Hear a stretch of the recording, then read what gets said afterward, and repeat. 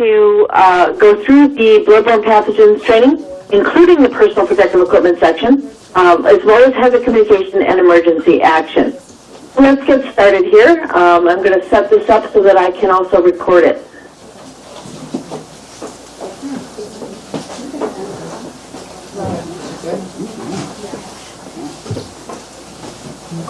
Okay, great. Well, again, this is Laura Ferguson with the Safety Department at Paychex for your annual safety training.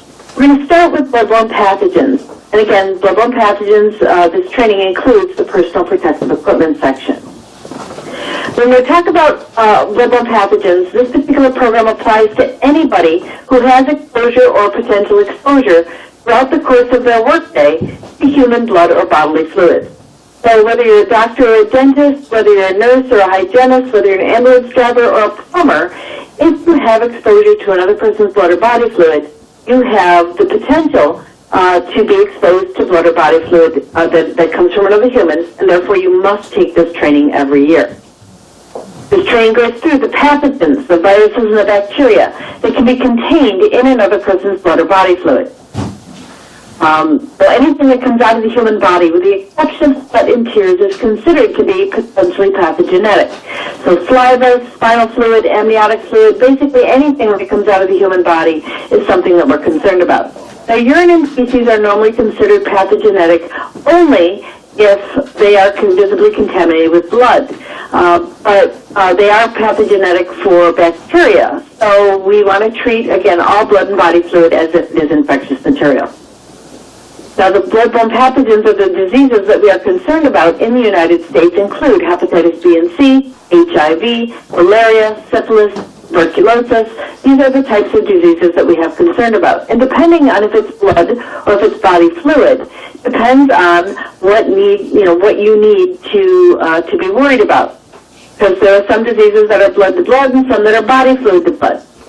Let's take hepatitis B as an example.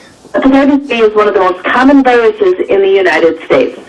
You would not think that it's a terribly common virus because it's what we call a blood-to-blood disease, which means you need to get contaminated blood into your bloodstream in order to contract this disease. You wouldn't think that that's a terribly easy thing to do, and therefore the rates of this disease would be very, very low. However, this disease is very virulent. It lives for a long, long time outside of the human body. So if you have blood on a countertop or a tray table, and it takes a couple of days for that blood spot to dry, even up to 2 weeks after that blood is initially dried, you can still get hepatitis infection from exposure to that blood. If you've got a cut or a scratch on your hand, you wipe it across that blood spot, there you go. You've got dried hepatitis blood underneath your skin, and it could potentially replicate itself in your body, and you end up with hepatitis. Now, the good news for this disease is that there's a vaccine that will prevent you from getting infected. If you are less than 35 years old and you've lived and gone to school in the United States, chances are you've had this vaccine because you needed it in order to get into public school. But if you were homeschooled, if you were less than 30 or older than 35, or if you went to school outside the United States, you might not have had this vaccine. In which case, then, we do strongly recommend that you go get it. It's a series of 3 shots. You get the first one, a month later you get the second one, 3 months later you get the third.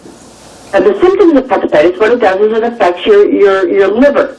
So it starts out like severe flu, leads into jaundice, and it can cause significant damage to your liver, which would mean that you would need a liver replacement in order to survive. So it affects your lifestyle, the foods you can eat, the beverages you can consume, and the medicines that you can take for the rest of your life. So, you want to go out for a beer with your friends after work, you can't do that. If you want to take certain medications to enhance your health, if you've got liver disease, a lot of those medications you can't take. So again, it affects your lifestyle significantly if you have liver damage. Now, HIV, on the other hand, is a very fragile virus. It does not live long outside the human body. But there is no known vaccine or cure for this disease at this time. The virus is not spread through casual contact. You either have to have a body fluid or blood that gets into your bloodstream to contract this disease, or you have to engage in a risk-type behavior that is going to cause that blood or body fluid to get into your bloodstream. Now, the symptoms of HIV starts out like the severe flu, but what it does is it decreases your body's ability to fight off infection. And then it leads into AIDS, which is acquired immune deficiency syndrome. And that is a full shutdown of your immune system.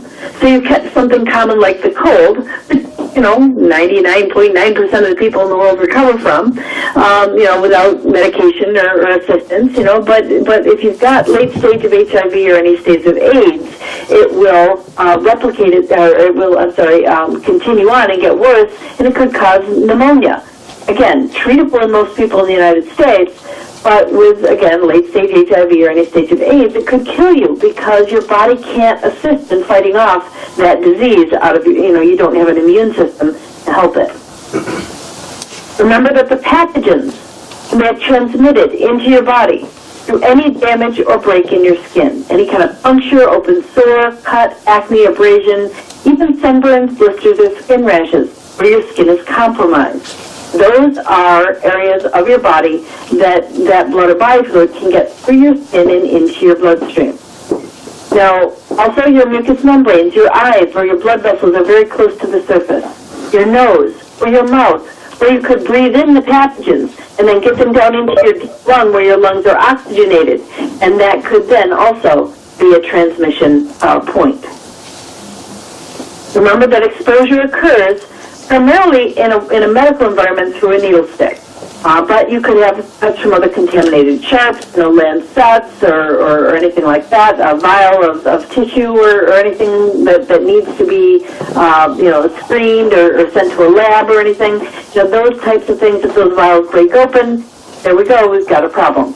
Contact of your mucous membranes. As a medical professional, you try to keep your hands away from your eyes and your nose and your mouth, but you're not always successful. So that could be a transmission point. You could breathe in the pathogens there. Also, a biohazard spill cleanup. If someone vomits in the workplace, there's body fluid in that material, we're going to have to clean that up too, and making sure that you have appropriate protection. The methods of control that we use include engineering controls, red bag waste containers, sharps containers. Try to protect you from exposure to that waste. We also have work practice controls, sanitizing your workplace and making sure that you have that you wipe down the tray tables and the countertops, that you wash your hands when you deglove or any time that you notice that there's contamination. Now, your company also has a written exposure control plan, which is in your safety manual. You can ask for a copy of it if you'd like. What it does is it describes by job title who has exposure, and then it describes what types of exposure you have, as well as the personal protective equipment that you need to protect yourself from that exposure. Remember that personal protective equipment is your primary, one of your primary sources for contamination. We have eye and face protection, hand protection, body protection, and footwear, where we do, recommend or require either that you have closed-toed shoes that you wear, so that if you drop blood or body fluid or a needle or a vial of something onto your feet and it breaks open, it's not going to splash all over your feet. For your eye protection, polycarbonate lens with a safety frame and a side shield consists of your safety glasses. However, in a medical environment, we usually request that you wear goggles or a face shield because goggles will get closer to the eyes. And when that blood or that body fluid can become airborne, it is going to potentially get underneath or over your regular safety glasses. So goggles are a much better choice. A face shield will provide also that full face protection. For your hand protection, we've got the semi or the non-sterile gloves, latex, nitrile, vinyl, acetate, depending on what your company recommends that you wear or has available for you. And those are designed to protect you as the medical professional from contamination. Now, there's also sterilized surgical gloves, which are a slightly higher grade mill, but also are specially sterilized to protect the patient from germs as well as to protect you as the medical professional.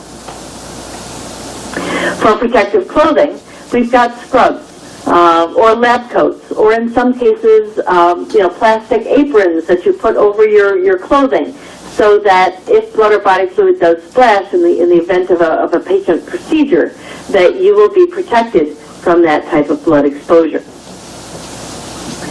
Remember that you have to use your personal protective equipment. You can't choose not to wear it. If it is required of you, then you must wear it. We do provide it in different sizes so that it's easy to get to and comfortable. We also request that you inspect it to make sure that it is in good working order. You need to clean and dispose of your personal protective equipment properly. If your safety glasses are all scratched up, turn them in. We'll give you a new pair. It's not a problem. But if your lab coats or your scrubs are totally soaked with blood or body fluid because of a surgical procedure or an office procedure that you did, then you need to change them. And the company then needs to provide the laundering services for them. Making sure that you assume that all blood and body fluid is infectious. Unless you know for a fact it's not, we want you to treat it all as if it has Ebola in it. Making sure that you decontaminate any surfaces and equipment, that you remove your personal protective equipment inside out as you were trained to do when you went to school. You take the thumb of your right sleeve, you rinse it off, dry it off if you can, and then stick it under the wristlet of your left sleeve, pull your glove off so you pinch it between your thumb and your forefinger of your right hand. Then you take your degloved hand, the left hand, you stick the thumb under the wristlet of the right glove, and then you pull your gloves off so they're inside out, one inside the other, and that traps any contamination in there. And then those gloves can be thrown away. Making sure that you wash your hands.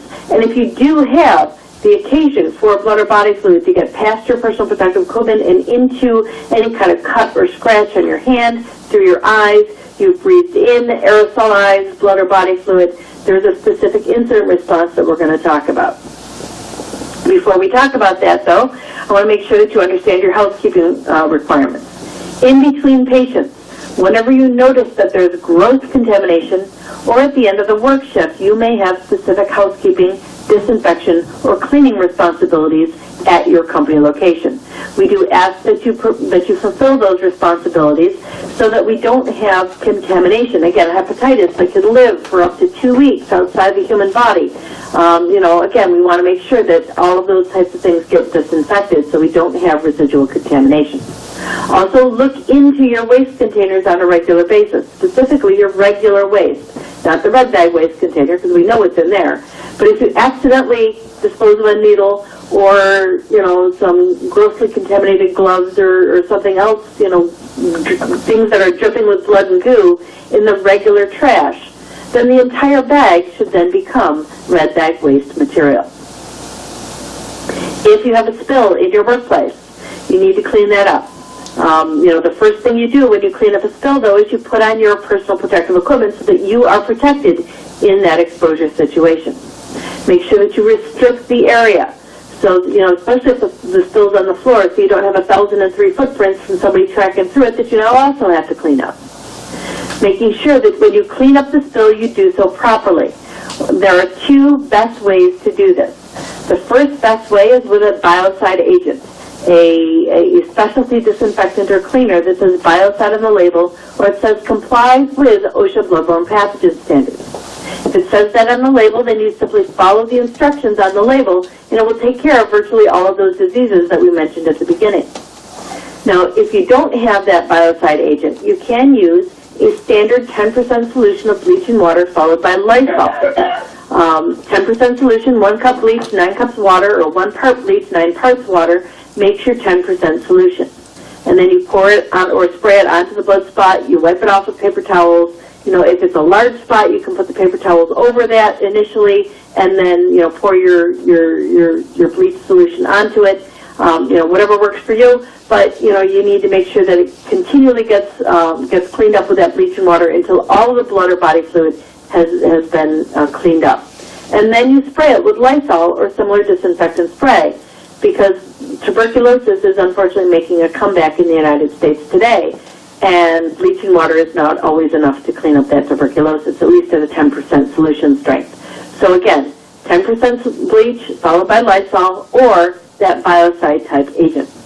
Please make sure that any dustbins, any scoops, anything else that you've used, or anything that's been touched by that blood or body fluid, cupboards, faces, instruments, anything like that, also get cleaned up appropriately. Now, any container that has biohazard material in it, or any container that may have blood or body fluid samples in it, or anything else that has potential for contamination, which is, blood, body fluid, tissues, and other types of human waste, we need to make sure that those containers, any refrigerators or freezers that store that material, or any shipping packages, if those materials are going off-site for cancer screening or for some other lab work, that all of those packages also have the biohazard symbol on it, so that it is, so that it is a warning to anyone that handles that package. For storage of your biohazard waste, you have 30 days, once the container is full, to get this material out of your facility. So you can take, as long as you need to, up to a year, or up to 6 months rather, to fill up your waste container. But then at least twice a year in Michigan and California, and at least once a year in every other state, you must have your biohazard waste materials taken away from your facility and disposed of in accordance with the regulations.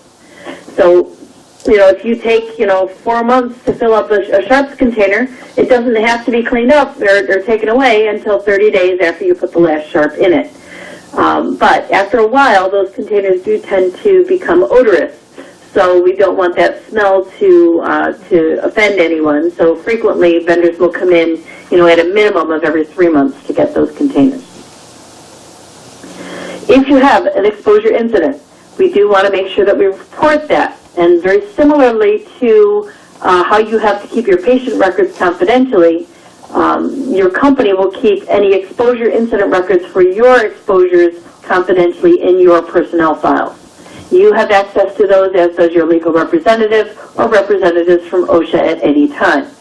But nobody else can see those records unless you sign a statement that says that you're going to allow that. Now, what you must do is you must report that incident within 24 hours of the exposure. So if you get stuck by a needle at 10 minutes of 1 on Thursday, then before 10 minutes of 1 on Friday, you have to report that, and your company has to document it. From there, you have an additional 24 hours to go to your physician or to the county health clinic and have a blood draw. Now what happens is your doctor will take the initial blood draw, that baseline, and then he will take another blood draw from you at a 3-month interval. If at that second blood draw, when he compares the results of the first to the results of the second, if you now have hepatitis or some other disease that you didn't have before at your baseline, then we're going to assume that it was your workplace exposure that caused that disease to manifest itself in your body. But it does take normally 48 hours at a minimum for those diseases to become prevalent in your blood or your urine testing. So, within 48 hours of the time of the exposure, you must have your blood draws if you're going to do that. Now, if you choose not to have your blood draws, then your company's workers' compensation insurance policy will not pick up your coverage for any treatment of any diseases that may or may not have been a result from your workplace exposure. Because if you don't go for your blood draws, then we don't know that it was your workplace exposure that caused this incident. Maybe you've already had it in your bloodstream, or maybe you've had this disease for weeks, months, or years, and we've just never known it until this point. So that's why we go for that initial blood draw, and then again at a 3-month interval, we'll take the second one. Now, a little bit more about your hepatitis B vaccine. You do have actual or potential exposure to blood or body fluid, so you must either have the hepatitis B vaccine or you must sign the statement that says that you understand what the risks are and you choose not to have it. There is no in-between. You either sign the statement or you have the vaccine. It's a condition of employment in all medical facilities. So the vaccine, again, series of 3 shots, it's very, very effective in preventing your exposure from hepatitis, preventing any exposure you have from leading into hepatitis in your body. At this point, I'm going to open up the phone lines, and I'm going to ask if there's any questions at all about anything that I've covered for bloodborne pathogens. Okay, I don't hear anybody asking any questions, so I'm going to mute the phones back up, and I'm going to continue on then with hazard communication. Hazard communication is your chemical exposure standard, and you do have routine exposure to different chemicals in your workplace, whether it's a sanitary cleaner, whether it's a sterilizer solution, whether it is something else that you use, X-ray chemicals, whatever in your workplace, you have exposure to them. You have the right to know about the hazards of any chemicals that you have exposure to. And the United States has recently adopted the Global Harmonization System, which is a worldwide format for labels for chemicals, as well as for the content of your safety data sheets and the format of them. The chemicals that you may have in your workplace include compressed gases, oxygen, acetylene, helium for balloons, propane for a gas grill. These are all different types of compressed gases that you may have exposure to. Solid materials, silica, graphite, plaster casting materials. You might have liquid chemicals, paints or solvents, thinners, epoxies, glues, adhesives, machine oils, sterilizer solutions, specialty cleaners or disinfectants. And these are all different types of chemicals that you may have. Now, common consumer products, bleach, Windex, cleanser, WD-40, those things that you have at home, provided you use them in your workplace the same way you would use them at home. You use bleach to clean a sink, or you use Windex to clean the windows. That's fine as long as you're not using them all day long. You're not a window cleaner for your job and you use Windex 8 hours a day. Then these are common consumer products, again, if they're used in the same way you use them at home for the same frequency. So these cleaning products are exempt from the regulations, and your company does not have to keep information about those. But for everything else that they have that you cannot buy at a regular grocery store, then these are products that your company must identify and list out what they are on a chemical inventory list. They also have to obtain safety data sheets, which are documents that the manufacturer or supplier puts together that outlines the safe use, handling, and storage instructions for the material, as well as the labels for each chemical container. If you transfer any chemical, regardless of if it's water or isopropyl alcohol or a specialty cleaner or anything, if you transfer it from one container into another, you are now required to label that secondary container. Quite honestly, I don't care if it's a bucket of water; it should have a label on it. Now, please, your company also has to implement a written program, which again outlines who has exposure, who is responsible for keeping the safety data sheets and the chemical labels up to date, who is responsible for making sure that everyone goes through this training appropriately. And they must provide this training to communicate information about hazards to you. As an employee, you have specific responsibilities as well. Know that you can go to the labels and the safety data sheets at any time and read them to get more information about the hazards of the chemicals that you work with. Follow your instructions and your warnings. If your company gives you specific instructions on how to mix chemicals together, please make sure you follow those steps exactly. If you remember back to high school chemistry, you mix, acid into water, not water into acid. If you do it the wrong way around, you're going to get a bad chemical reaction and it could splash back at your face and put acid right into your eyes. You should be able to identify any hazards of chemicals before you start a job and participate in this training. What you see here on your screen is the global harmonization of the GHS label. And what it does is it says, this is the name of the material. In this case, it's toxaflan. And then from there, it's going to give you a signal word, either danger or warning. Danger means it's a higher risk chemical. Warning means it's a lower risk chemical. After that, it's going to tell you, is it toxic? Is it flammable? Is it pyrophoric? Is it corrosive? What are the hazards that are associated with this material? Underneath that is all of the stuff that we've, had on our chemical labels for the last 30 or 40 years. How to use and handle and store this material safely, what to do if you're overexposed. But what I really love about these labels are the picture symbols at the top. The flame symbol, for example, that would indicate that it's flammable, and the skull and crossbones that would mean that it's poisonous. So even if you have difficulty reading the language that the label's in, if you have difficulty reading English, or if you travel to Germany, France, or China, and you can't read the language that label's in, you still have the understanding of what the hazards are, the basic hazards, because of the picture symbols that are provided in this worldwide system. So there are 9 of these pictograms that we use. The first one is the flame symbol, which means that the material will catch on fire and burn, or the fumes will catch on fire and burn. That the second one is that things are explosive, where if you heat up the container, it could explode, or it could be a shock-sensitive material, so that if you drop the container, it's going to explode. The oxidizer symbol is the letter O with a flame at the top. And when you add oxygen to a fire, it makes the fire burn more intensely. And that's what an oxidizer does. It gives off oxygen in a heat and a fire situation. The gases under pressure is your compressed gas symbol. Your 3 health hazard symbols are the skull and crossbones, the outline of the human body, and the exclamation point. Your skull and crossbones means it's poisonous or toxic to your body. The outline of the human body means that it is a long-term chronic type hazard. It's going to cause cancer in the body, or it's going to target your liver or your kidneys. If you think about lead or benzene, very toxic materials, over time. But if you get a one-time exposure to a little bit of lead or a little bit of benzene, it's not going to do any damage to your body. However, if you get a little bit today and a little bit tomorrow and a little bit the next day and the next day and the next day, it's going to build up in your body over time, and your body is not going to be able to excrete it as fast as you put it into your body, and then it is going to build up in your liver or your kidneys, depending on which one it is, and it's going to cause damage to those organs.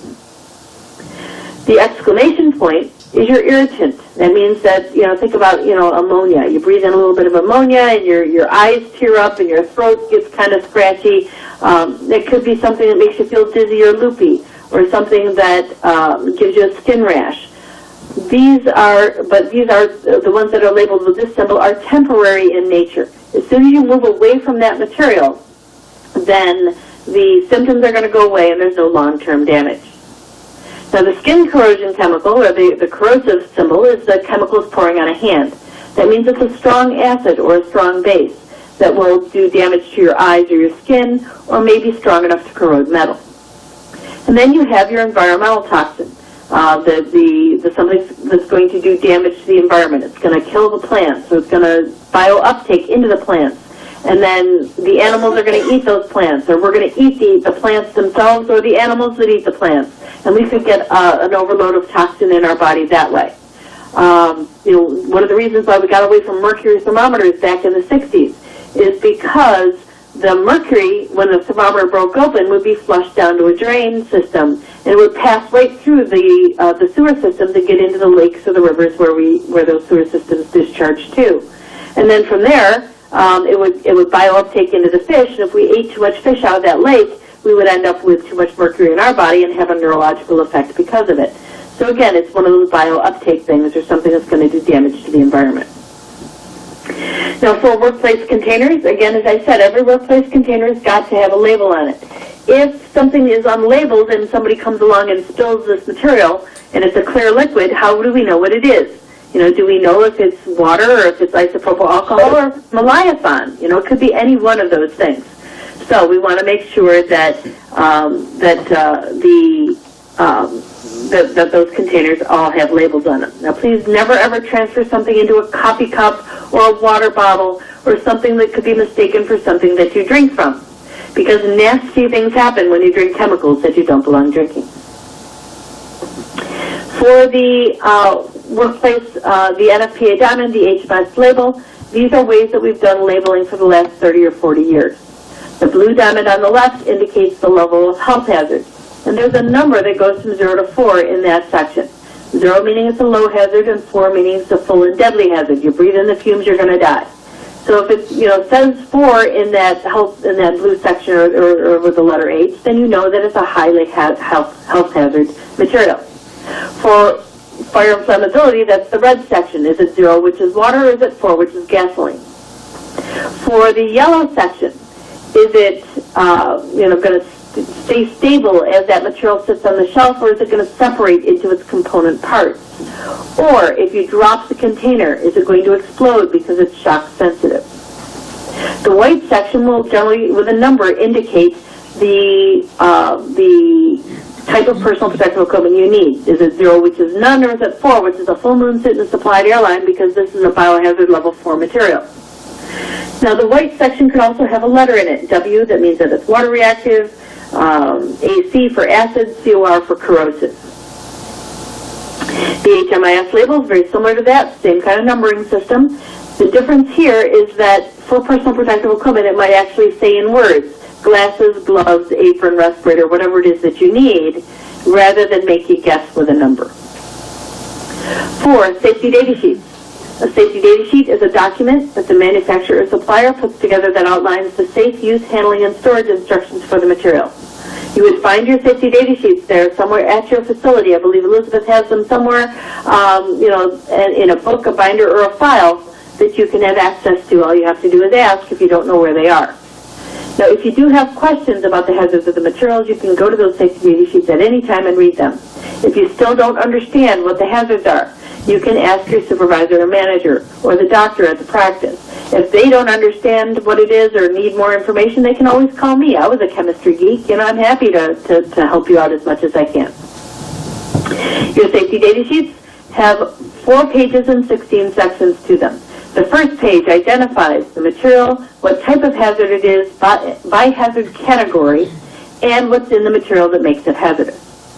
The second page outlines your first aid measures, your firefighting measures, your spill and release measures, and how to handle and store this material safely. The third page will go through your exposure controls, how much you're allowed to be exposed to, and then once you hit that threshold, what personal protective equipment you need to protect your body, as well as the physical and the chemical properties, all those things we tested for back in 10th grade chemistry lab. The pH, the density, the vapor pressure, it's all in there. Stability and reactivity is also on that third page. The last page we normally reserve for other governmental agencies. Industrial hygiene information for toxicology, EPA information for disposal, DOT information for transportation over public roadways, any state regulatory information, because some states like California, regulate chemicals much more stringently than other states do. So again, that state information is in there as well. As I said, your safety data sheet generally groups the hazards into categories. The first category is the physical hazard. Is it flammable? Is it, reactive? Is it pyrophoric? Is it corrosive to metals? And these are the physical hazards that can be presented to you as the user or to the building of the structure where you're using those chemicals. The health hazards, is it toxic? Is it going to cause your cells to mutate? Is it going to cause cancer? Is it going to target your liver, your kidneys? These are the types of health hazards that could be grouped into this category. Also, hazardous to the environment. Again, we talked about that biouptake kind of chain, or that damage to the groundwater, to the plants around you if things are disposed of improperly.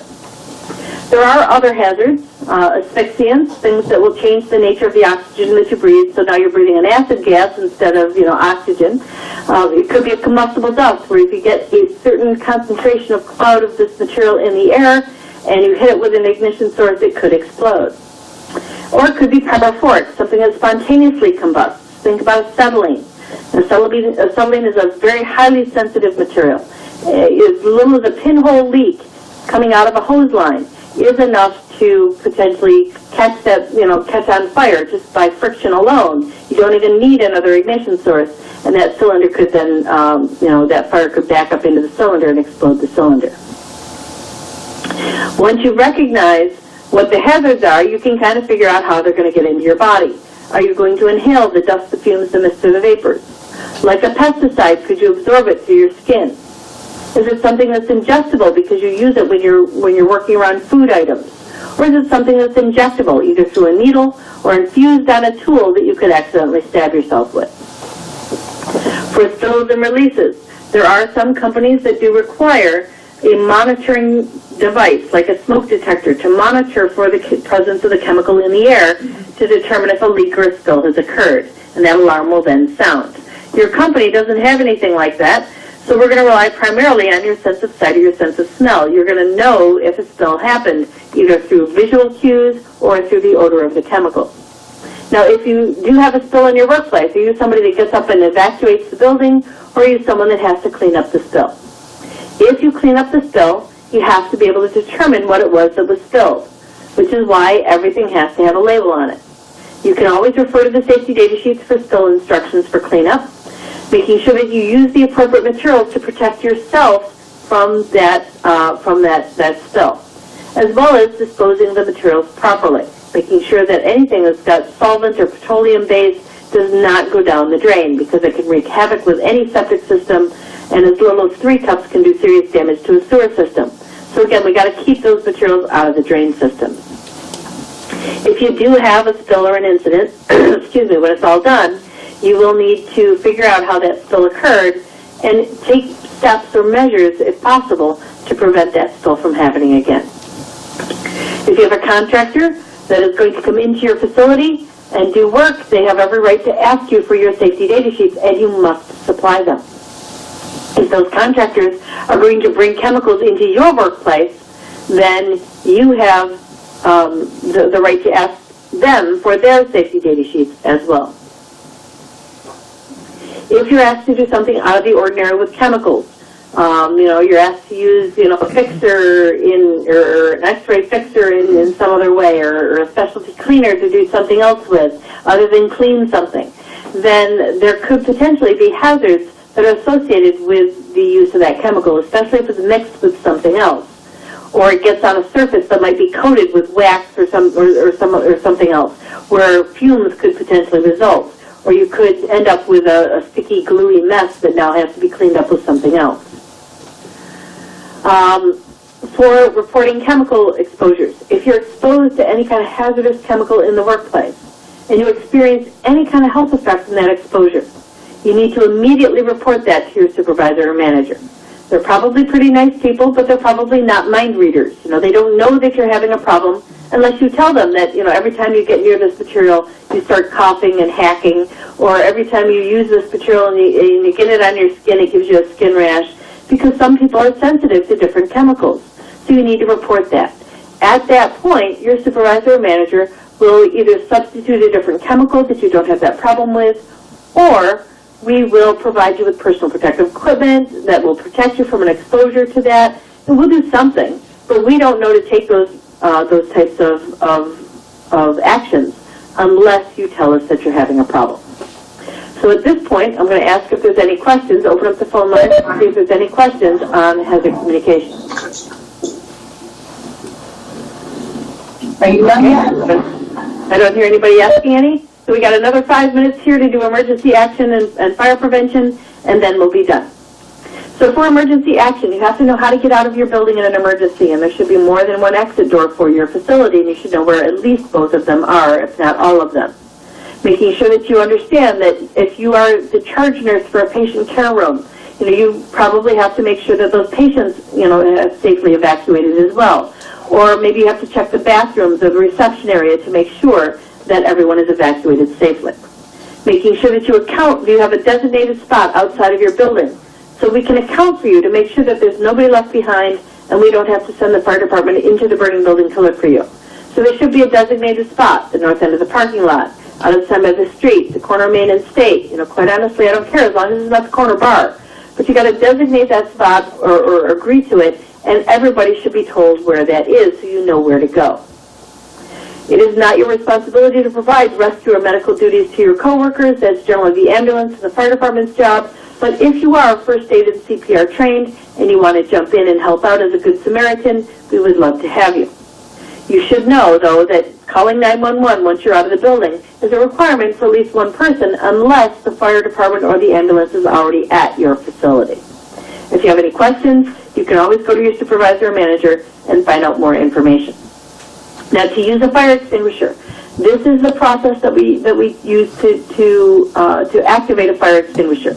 It is what we call the PASS system, P-A-S-S. It stands for pull, aim, squeeze, and sweep. Now, as I said, it's not your responsibility to fight a fire, but if you've got a small fire on the microwave or something and you need to pick up a fire extinguisher and use it, by all means, if you want to be the good Samaritan, go ahead and do that. Or if maybe you are trapped by the fire and the fire is between you and the door, you need to create a safe path to get yourself out of the building. So to use a fire extinguisher, what you do is you pull out the pin, and that will enable the activating agents to come out of the extinguisher. You aim the handle at the base of the flames, not at the top and at the base where it's actually burning. You squeeze the handle and you sweep it back and forth in a side-to-side motion.